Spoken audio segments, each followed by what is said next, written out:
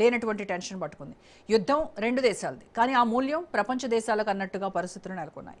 Trump tax మున్ముందు ఎలాంటి అంతర్జాతీయ సంక్షోభానికి దారితీస్తుందో అనేటువంటిది వేచి చూడాలి.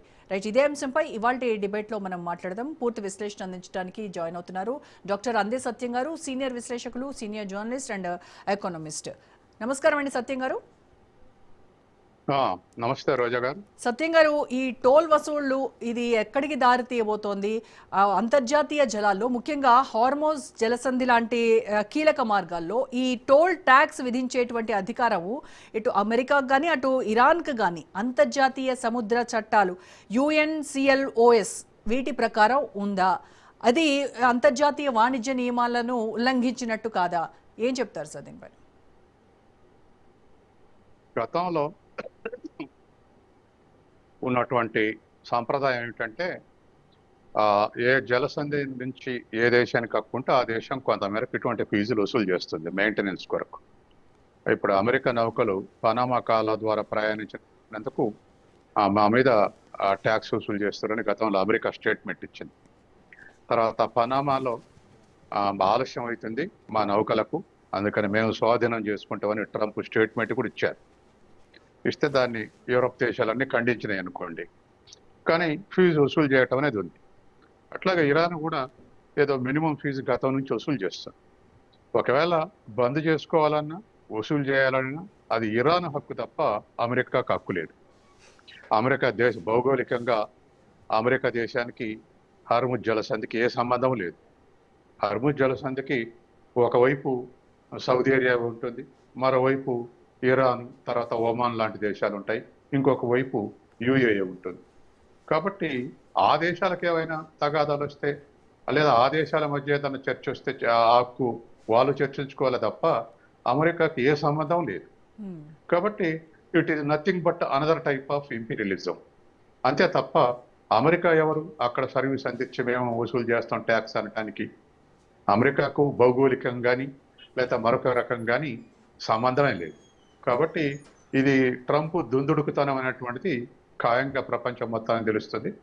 తనకున్నటువంటి ఒకటే ఆలోచన ఏమిటంటే మొత్తం ఆయిల్ మార్కెట్ని తను గ్రిప్ చేసి భవిష్యత్తులో ప్రపంచం మొత్తాన్ని తన చేతిలో ఉంచుకోవాలన్నటువంటి ఒక దురాశ ట్రంప్లో ఉంది. ఎందుకంటే వాళ్ళ అత్యధికంగా పెట్రోల్ ఉన్నటువంటి దేశాల్లో మొదటి 3-4 దేశాల్లో వెనిజులా ఉంది. మధురని ఎత్తకెళ్ళి వెనిజా ఆయిల్ బావులన్నీ ఇవాళ అమెరికన్ కంపెనీల ఆధ్వర్యంలో నడుస్తుంది. అట్లాగే ఇరాన్ని నాశనం చేస్తే గల్ఫ్లో తనకి ఇంకా ప్రత్యర్థి ఉండడు. కాబట్టి ఇరాన్ మీద దాడి చేస్తుంది. ఇరాన్ మీద దాడి చేసేటప్పుడు ఏం చెప్పిండు ట్రంప్ అంటే, ఒకటి ఇరాన్ చేసేటువంటి 2 దుందుడుకు, ఒకటి అణు కార్యక్రమాలు అణుబాంబు మేకింగ్లో ఉంది, వారిని ధ్వంసం చేస్తాం. 2 ఖొమేనీ పాలన అంతం చేస్తాం. ఇది 2 కారణాలు చెప్పింది. 2 అంతం చేసిండు. ఖొమేనీ చనిపోయిండు. తర్వాత 3 అణు కేంద్రాలు ఎక్కడ అణుబాంబు మేకింగ్ అనేది లేదు, దొరకలేదు. ఒకవేళ అది ఉన్న వాటి మీద కూడా దాడి చేశాడు. కాబట్టి ఈ 2 అయిపోయిన తర్వాత ఇంకా అమెరికా ఎందుకు దాడి చేస్తుంది ఇరాన్ మీద అంటే, దాని అనుకున్నటువంటి హైడింగ్ సీక్రెట్ ఏమిటంటే, ఇరాన్ని స్వాధీనం చేసుకుంటే, ఇరాన్ ఆయిల్ని స్వాధీనం చేసుకుంటే ఇక గల్ఫ్లో ప్రత్యర్థి అంటూ ఉండడు. కాబట్టి అది ఆబ్జెక్టివ్, ట్రంప్ యొక్క ఆబ్జెక్టివ్. కాబట్టి ఆ విధమైనటువంటి దాడులు ఇప్పుడు చర్చల సందర్భంగా MU కుదిరిన తర్వాత కూడా మళ్ళీ ఏదో ఒక వంక పెట్టి ఇరాన్ మీద వాళ్ళ భస్మీపట్లం చేస్తున్నాడు గత 4 రోజులుగా. ఎందుకు అంత పెద్ద ఎత్తున ఎందుకు దాడులు చేస్తుండు అంటే, ముందు హర్ముజ్ జలసంధిని స్వాధీనం చేసుకోవాలి, తర్వాత ఇరాన్ని కట్టడి చేయాలి, ఇరాన్ ఎక్స్పోర్ట్ ఇంపోర్ట్ కూడా లేకుండా చేయాలి, చివరికి ఇరాన్ని సరెండర్ చేసుకోవాలి. ఇది వాళ్ళకున్నటువంటి ఆబ్జెక్టివ్. దాంతో వాళ్ళ హర్ముజ్ జలసంధి మీద మేమే స్వాధీనం చేసుకొని మేమే నడిపి మేమే 20% ట్యాక్స్ చేస్తాం అంటున్నారు. ఇది ప్రపంచం మొత్తాన్ని షేక్ చేస్తుంది. ముఖ్యంగా భారతదేశం, చైనా, ఈస్ట్ ఏషియా దేశాలన్నీ కూడా ఇదే కనుక చేస్తే అన్ని దేశాలు కూడా దరిదాపు ఆర్థిక వ్యవస్థ మరింత వాళ్ళ ప్రొజెక్షన్స్ తగ్గించుకునే అవకాశం ఉంది. వాళ్ళు ఇంకా ఒత్తిడికి లోనేటువంటి అవకాశం ఉంది. ఇది జరగబోయేటువంటి పరిణామం. ఓకే, అంటే ఇప్పుడు ట్రంప్ తీసుకున్న ఈ నిర్ణయాన్ని ఒక ఆర్థిక నిర్ణయంగా చూడాలంటారా, లేదు అంటే ఇరాన్ను ఆర్థికంగా దెబ్బతీయడానికి ట్రంప్ వేసినటువంటి ఒక పొలిటికల్ మాస్టర్ ప్లాన్గా చూడాలంటారా?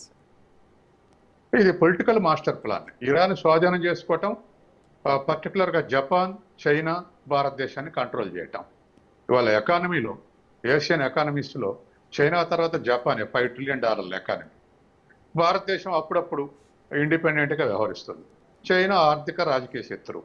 కాబట్టి ఈ 3 దేశాలు తూర్పున ఉన్నటువంటి అనేక దేశాలని కంట్రోల్ చేయడానికి ఈ పని చేస్తున్నాడు.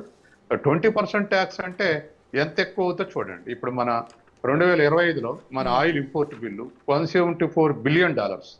మన ఇండియా ఇంపోర్ట్ బిల్లు 26 ఇంకా సగానే ఉంది కాబట్టి అప్పుడే లెక్క రాలేదు. 25 సంవత్సరం, ఒక సంవత్సర కాలంలో $174 బిలియన్ మన ఇంపోర్ట్ బిల్లు. $174 బిలియన్ మీద నువ్వు 20% ట్యాక్స్ వస్తే అంతా హార్ముల్ జలసంధి ద్వారా ఎక్కువ పెట్రోల్ దిగుమతి అవుతుంది. 20% ట్యాక్స్ వేస్తే దరిదాపు మరి దరిదాపు ఇవాళ ఒక $30 బిలియన్ ట్యాక్స్ పడేటువంటి అవకాశం ఉంది. ఇప్పటికీ మొన్న ఒక లెక్క తీశారు. అంటే యుద్ధం వల్ల భారతదేశం మీద ఆయిల్ ఇంపోర్ట్ బిల్లు అదనంగా ఎంత పడిందంటే $18 బిలియన్ పడింది. మొన్న ఒక నెల రోజులు యుద్ధం జరిగినప్పుడు, నౌకలు ఆగిపోయినప్పుడు, మన దేశంలో ధరలు పెరిగినందుకు, తర్వాత ఇంపోర్ట్ కాస్ట్లు అయ్యి పెరిగినటువంటి స్థితి అది. $18 బిలియన్ అదనం భారం పడింది ఇంపోర్ట్ బిల్లు. ఇప్పుడు 20% ట్యాక్స్ కనుక పెంచితే బిల్లు దరిదాపు 170